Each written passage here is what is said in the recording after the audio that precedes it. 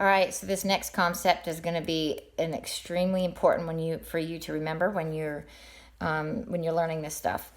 All right, so I am on page 491.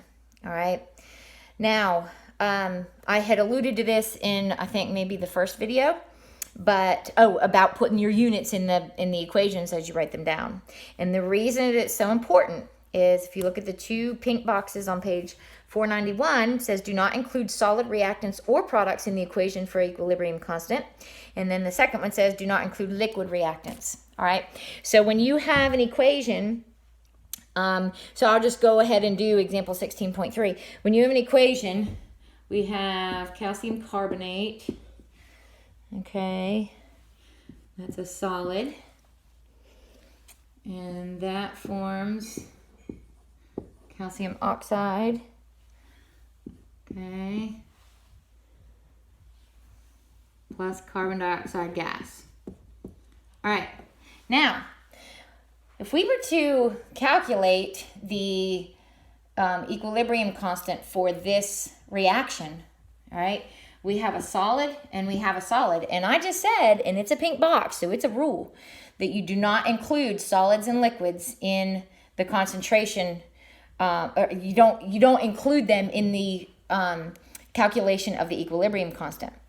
Now, I'll get into why you don't, but just to show you for this one then, the equilibrium constant for this the only thing that's left, we have a solid, we have a solid, we have a gas. The only thing that's left, and it's a reactant, so it would be the concentration of CO2 at equilibrium. That is the only thing that we would account for when we're calculating the equilibrium constant. Now, the reason that we don't include the solids and liquids in the equilibrium constant is because it is the concentration at equilibrium, all right? When you can change the amount of the solid. So the amount of calcium carbonate as this reaction moves is, it's going to change. The amount is, but the concentration's not, because, you know, if calcium carbonate is a solid, all right, so you just chip away at the solid. You're not changing the density of it, which would be grams per milliliter. Grams and milliliters are going away. So because of that, with liquids and solids, you take away the whole thing. You don't change the density of the reactant or product. You're just changing the amount. Okay, whereas you actually change the concentration when you're talking about a gas. So one distinction I want you to remember too is aqueous, even though that's kind of, you know, that's in a liquid, aqueous is not the same thing as a liquid. All right, so you would account for aqueous in a concentration calculation. You would not account for a liquid. All right, so liquids and solids are not used when you do the calculation for the equilibrium constant. That's a really, really important thing to remember when you're doing this, because not only just for the calculations, but you may be asked, what effect does if you're looking at this reaction, and I said, all right, well, what if we change the amount of carbon dioxide in this reaction? Okay, if we change that, that would change the concentration. That would actually change our equilibrium constant. But if I said, what if I add calcium carbonate to this reaction, what effect would it have on the rate constant? It would have zero effect. Okay, math-wise and procedural-wise. If you're adding or taking away a solid or a liquid, it is not going to affect the equilibrium constant. That's a very important concept to remember. Okay, not just, like I said, not just for calculations, but you have to remember that concept when you're asked general questions like, how is this going to affect this reaction if I add this liquid to it? Okay, if you're looking at the rate constant, it is not going to change it. All right, because it is not part of that calculation. It could change the rate. It can't change the rate constant. Okay, so the solids and liquids are not included in the calculation of the equilibrium constant. Okay, so So I'm going to just move on to the pink box on page 493. Okay. And what that says is it says if the result of equation 16.1, okay, and remember 16.1 is our rate constant, our equilibrium constant. So that was the K equals, the concentrations. So it says if the equilibrium constant is less than 1, then, let me just read it. If the result of equation 16.1 is equal to the equilibrium constant, the reaction is at equilibrium, okay?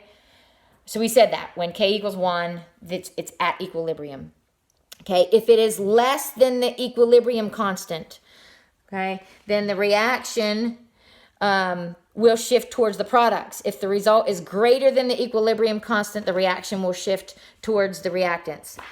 And so that you want to write down,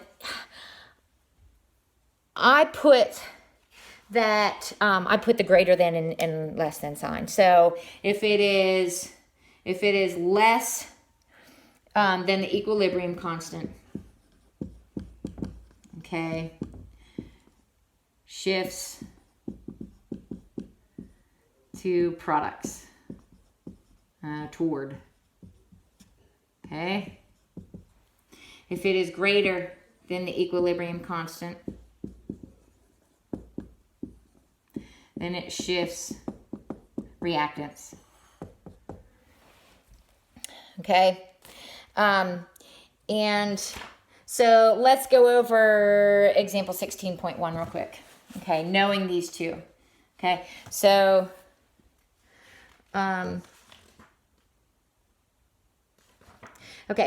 we have a chemist is studying the following chemical reaction. So let me write the chemical reaction. And again, the units matter. So we got to make sure, or not units, the phases. So units matter too, but in this, H2S, which is a gas, okay, goes to 2H2 gas plus S2 gas. Okay. So, and that's at 1100. This is at 1100 Kelvin. Okay, so at that temperature, we have the K. K equals 4.0 times 10 to the negative 6 molar. Okay, if the concentration, and it gives us the concentrations equilibrium, says, okay, is the reaction at equilibrium. Okay, so the way that we set this up, we know our K, that what is this going to be if it's at equilibrium? It's going to equal 1 if it's at equilibrium, right? And so if it's not 1, then we need to figure out which way it's shifted, okay? So we need to put the concentration of the products, okay, which are going to be 0.00, is that 3 zeros? Yes, 3 zeros, 2 molar. That's our hydrogen. And that's going to be squared. Okay, and then we have 1. But this sulfur is 3 zeros and 1 1. 1 molar, and that's to the first. Okay, and then our bottom is H2S, which is 0.01. Is it 0.0? Yes, 10 molar.